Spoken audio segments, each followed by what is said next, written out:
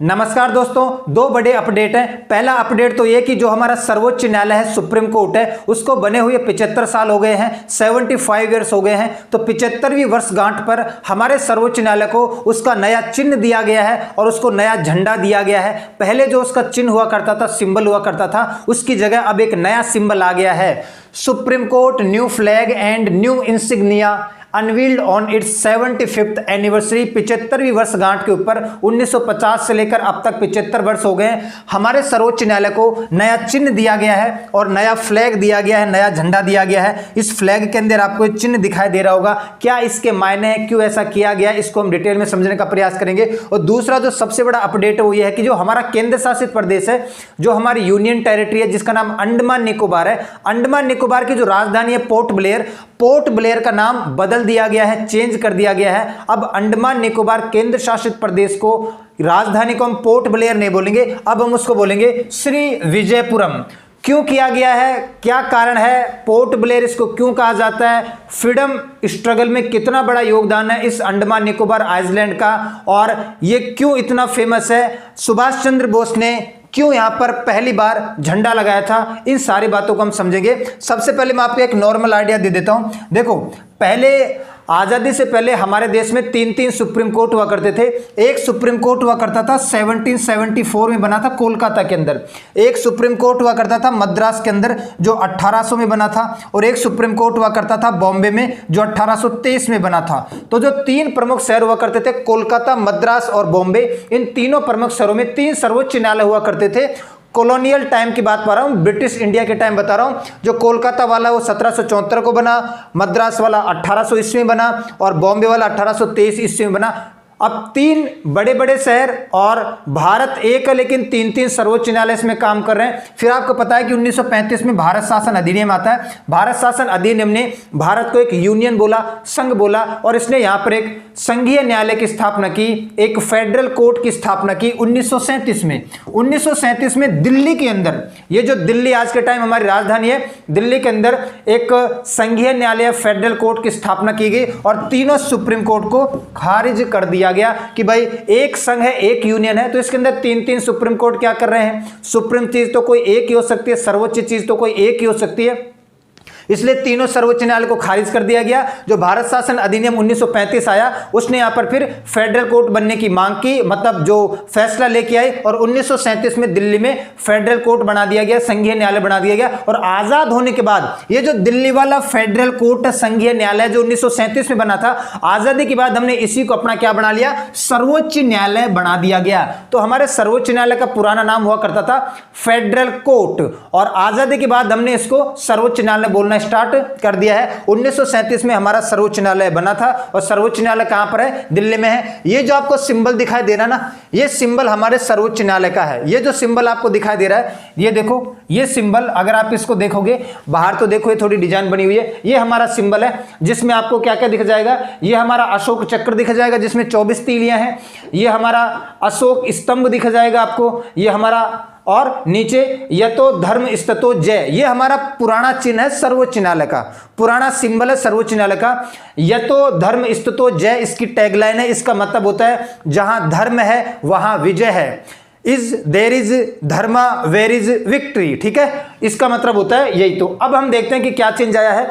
अब जो हमारा नया सिंबल दिया गया है, नया चिन्ह बनाया गया है, उसके अंदर क्या क्या है, यहां पर देखो जरा, यहां पर आपको अशोक चक्र दिखाई दे रहा है, यहां पर आपको सुप्रीम कोर्ट की बिल्डिंग दिखाई दे रही है, और यहां पर आपको हमारे संविधान की किताब दिखाई दे रही है। इन तीनों को मर्ज कर दिया गया है, हमारे अशोक चक्र को मर्ज कर दिया गया। सबसे ऊपर आपको अशोक चक्र दिखाई दे रहा है, उसके नीचे फिर आपको सुप्रीम कोर्ट की, हमारे सर्वोच्च न्यायालय की बिल्डिंग दिखाई दे रही है, ये हमारे सर्वोच्च न्यायालय की बिल्डिंग है, और नीचे आपको दिखाई दे रहा है संविधान की किताब, ये हमारे संविधान की किताब है। तो अशोक चक्र को मिलाकर, हमारे सर्वोच्च न्यायालय की बिल्डिंग को मिलाकर और हमारे संविधान की किताब को मिलाकर ये सिंबल तैयार किया गया है। इसकी टैगलाइन अभी भी वही है, यतो धर्म स्ततो जय, इसका मतलब होता है जहां धर्म है वहां विजय है, और ये हमारे सुप्रीम कोर्ट का नया सिंबल सिंबल है। और जो फ्लैग है, जो फ्लैग आपको दिखाई दे रहा है, ये फ्लैग है ब्लू कलर का, थोड़ा डार्क ब्लू कलर का फ्लैग बनाया गया है और इसके अंदर एक चिन्ह आपको दिखाई दे रहा है। तो हमारे सर्वोच्च न्यायालय के झंडे का यदि आपसे कलर पूछा जाएगा तो आपको बताना है blue colour,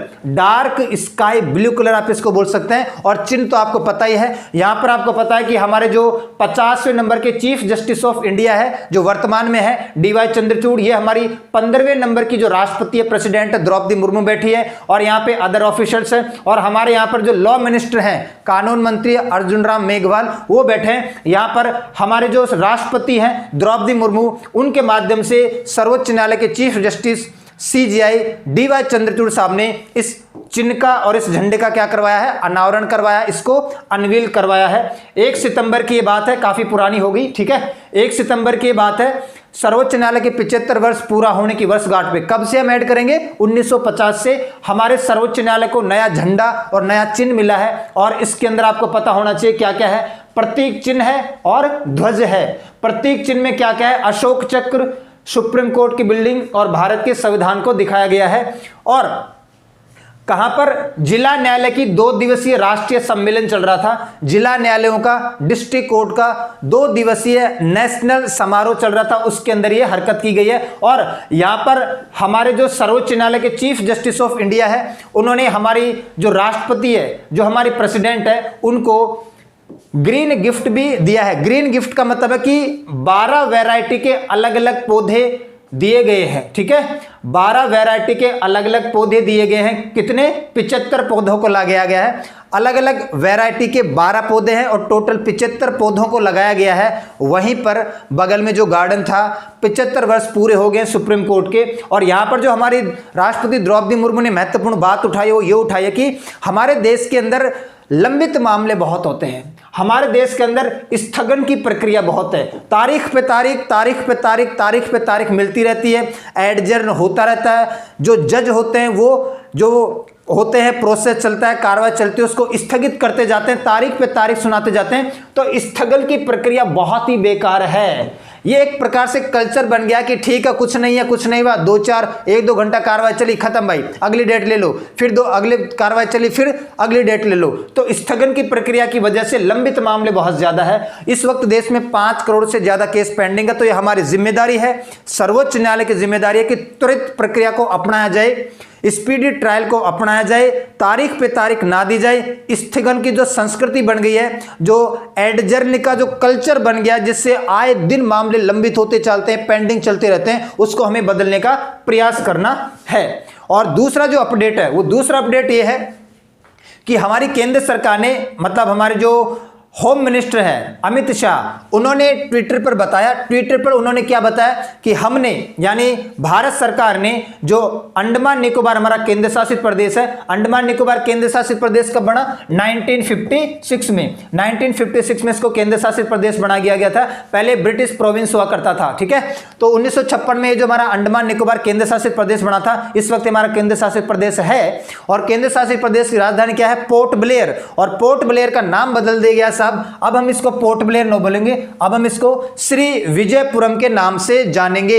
while the earlier name had a colonial legacy, जो पुराना नाम है पोर्ट ब्लेयर, उससे ऐसा लगता है कि अंग्रेजों के जमाने का नाम है। अब इसे हम जो कॉलोनियल लेगेसी है, जो ब्रिटिश माइंडसेट है, उसके साथ चलने का प्रयास कर रहे हैं। तो कोई अच्छा सा बढ़िया सा अपने देश का देसी नाम रख लिया जाए, ताकि अब तो बहुत साल हो गए आजाद हुए, अभी हम इसको पोर्ट ब्लेयर क्यों बोलते हैं। तो नया नाम क्या मिल गया है, पोर्ट ब्लेयर को श्री विजयपुरम नाम दे दिया गया है। और इसमें हमारे फ्रीडम फाइटर्स का भी बहुत बड़ा योगदान है, जो हमारे स्वतंत्रता सेनानी है उनका भी बहुत बड़ा योगदान है। अब मैं आपको बता देता हूं कि नाम क्यों दिया गया है। एक बहुत ही फेमस डायनेस्टी हुआ करती थी साउथ में, जिसका नाम था श्री विजय एम्पायर। देखो, विजयनगर साम्राज्य अलग है, विजयनगर साम्राज्य तो 1336 में बना है, मैंने आपको हिस्ट्री में पढ़ाया है।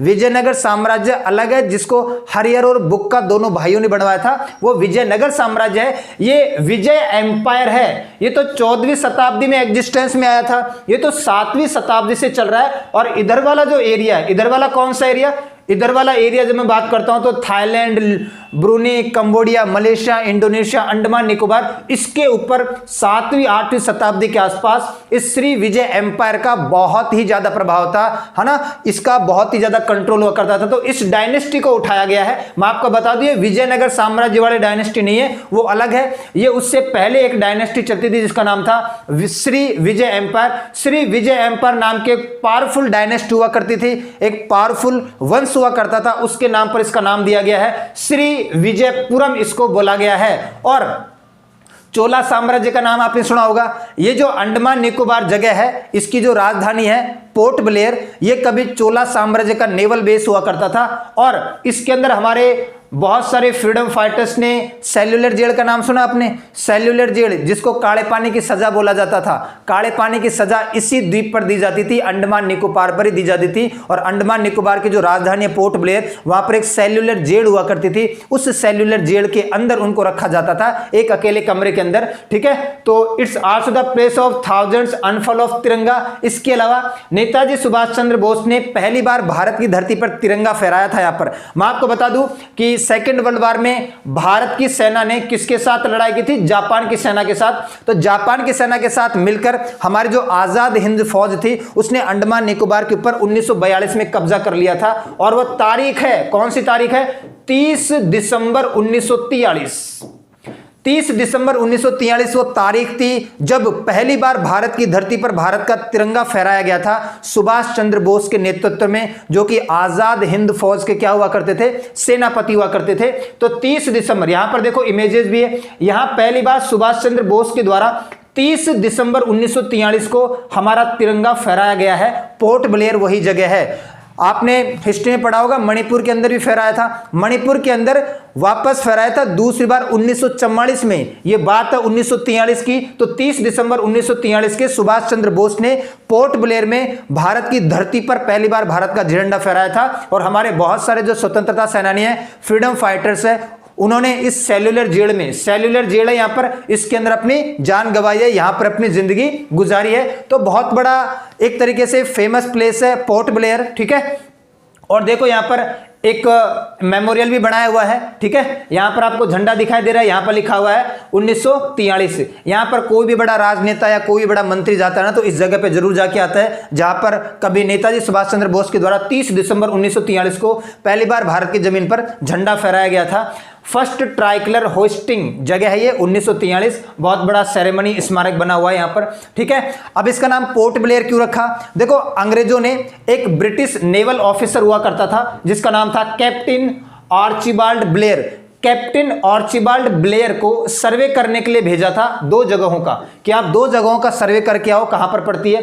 अंडमान निकोबार आइलैंड और चागोज आर्किपेलागो, चागोज द्वीप समूह और अंडमान द्वीप, इन दोनों का सर्वे करने के लिए ब्रिटिश नेवल ऑफिसर को भेजा गया था जिनका नाम था कैप्टन आर्चिबाल्ड ब्लेयर। और इनको 1788 में अपॉइंट किया और इन्होंने आइसलैंड पे पहुंचा 1789 को। 1789 को ये इस आइसलैंड पे यानी अंडमान निकोबार पर पहुंच गए थे। तो इन्हीं की वजह से इसका नाम क्या बोला जाता है? Port Blair. पोर्ट का मतलब तो क्या होता है? पोर्ट का मतलब होता है पानी का एक नेवल बेस। पोर्ट आप जानते हैं बंदरगाह, और पोर्ट के आगे इस व्यक्ति का नाम और लगा दो ब्लेयर, तो क्या नाम बन जाएगा? पोर्ट ब्लेयर बन जाएगा इसका नाम, ठीक है। ये हमारा अंडमान निकोबार है, ये north Andaman, middle Andaman, lower Andaman, है ना। और लोअर अंडमान में ही क्या पड़ती है? इसकी राजधानी पड़ती है पोर्ट ब्लेयर। नीचे लिटिल अंडमान, कार निकोबार और ग्रेट निकोबार आपको दिखाई दे रहा है। ये है आर्चिबाल्ड ब्लेयर जो आपको सामने दिखाई दे रहे हैं, ठीक है। इसके अलावा पहले भी बहुत ज्यादा चेंजेस हो चुके हैं अंडमान निकोबार के अंदर। 2018 की मैं आपको बात बता रहा हूं। 2018 में 3 महत्वपूर्ण द्वीपों का नाम बदला गया था, 3 महत्वपूर्ण आइलैंड का नाम चेंज किया गया था। एक तो यहां पर पहले रोस द्वीप हुआ करता था, उसका नाम नेताजी सुभाष चंद्र बोस द्वीप रखा गया था। एक यहां पर हैवलॉक आइलैंड हुआ करता था जिसका नाम स्वराज द्वीप रखा गया था। और यहां पर नील आइलैंड हुआ करता था, नील आइलैंड का नाम शहीद द्वीप रखा गया था। तो 2018 में 3 महत्वपूर्ण द्वीपों का नाम बदलकर देसी नाम किया गया था, ठीक है।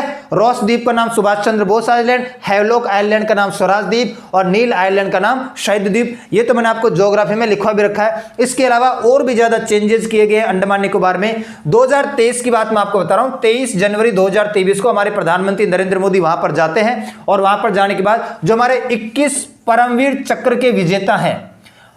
21 परमवीर चक्र। परमवीर चक्र का मतलब क्या होता है? हाईएस्ट गैलेंट्री अवार्ड, है ना, सबसे बड़ा गैलेंट्री अवार्ड है। और 21 परमवीर चक्र विजेताओं के नाम पर 21 जगहों का नाम बदला गया है, या बदला क्या गया है, एक तरीके से इनको नाम दिया गया है। अब इनका नाम इन 21 परमवीर चक्रों के नाम पर जाना जाएगा। 2023 में प्रधानमंत्री नरेंद्र मोदी के द्वारा वहां पर जाकर चेंज किया गया था कि इनका पहले नाम जो भी है, अब इन 21 जगहों को इन 21 परमवीर विजेताओं के नाम से जाना जाएगा। और ये सारे के सारे जो परमवीर विजेता हैं, है ना, सोमनाथ, पीरू, परमेश्वरम, विक्रम बत्रा, जोगिंदर, तारापुर, 21 के 21 परमवीर विजेताओं के नाम पर इनका नाम रखा गया। तो 2018 में 3 द्वीपों का नाम बदला और 21 जगहों का नाम भी बदला।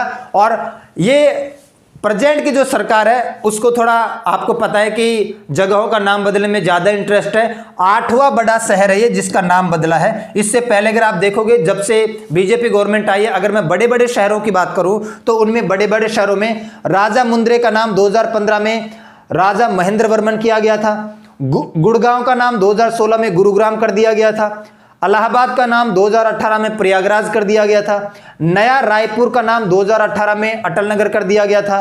होशंगाबाद नगर का नाम 2022 में नर्मदापुरम कर दिया गया था। ये कहाँ पे? मध्य प्रदेश में। और महाराष्ट्र की 2 जगह, औरंगाबाद का नाम 2023 में छत्रपति संभाजीनगर किया गया था और ओस्मानाबाद का नाम 2023 में ही धारसिव किया गया था। 7 तो ये बड़े शहर जिनका नाम बदला गया है अलग अलग ईयर में। और अभी 2024 में आपको एक और बड़े शहर का नाम बदला हुआ मिल गया है। पोर्ट ब्लेयर को अब बोला जाएगा श्री विजयपुरम। ठीक है, तो आज के लिए इतना ही करते हैं, मिलते हैं नेक्स्ट क्लास में। तब तक के लिए सभी को धन्यवाद।